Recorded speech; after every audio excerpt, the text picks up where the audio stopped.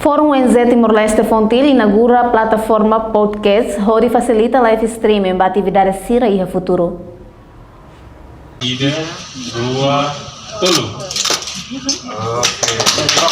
Lançamento plataforma digital podcast Salau e Salam Fontil, segunda-feira, lorong nem, fulan dezembro, tinan riun rua runulu racing ida. Objetivo é estabelecer mídia digital podcast atu usa ba disaminação, informação com a resultado auditorial social, monitoring no observação, hanesang meus advogacia ida ba governante no Parlamento Nacional. Live stream podcast, maiusi programa Prevenção Violência contra Feto no Labarik Feto, parceira entre Azar Spotlight Fontil, usa fundos Susi União Europeia. Ihania discurso, gestora subvenção pública vas gabinete primeiro-ministro, Nori Maria Soares Sateten, meus idane importante atu Sira Bela assiste direita no Sira Bela Record.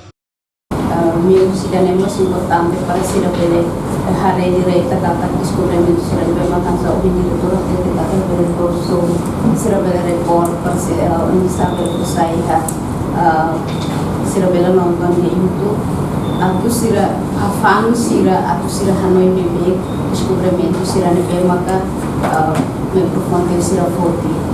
Entretanto, diretor Fontil Daniel Santos do Carmo Hateten, podcast hanesang media internal Fontil se facilita espaço ba NZO no membro Sira Hotu atu utiliza no hato sirania programa no informação relaciona ao serviço lorlorong. Mas que não podcast laos badeit sociedade civil nobele ba público.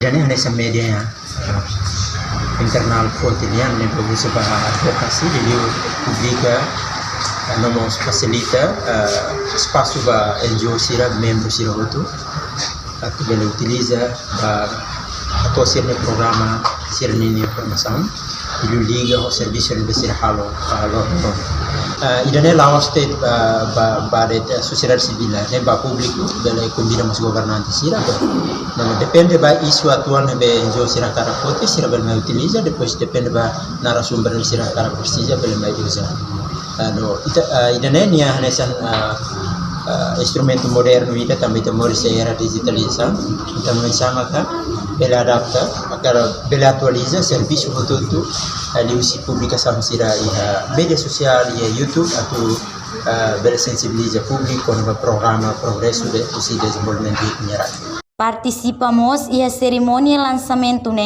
Diretor Azar José Luis de Oliveira, coordenadora Programas Especialistas Evan, Catherine Robertson, no equipa Fontel.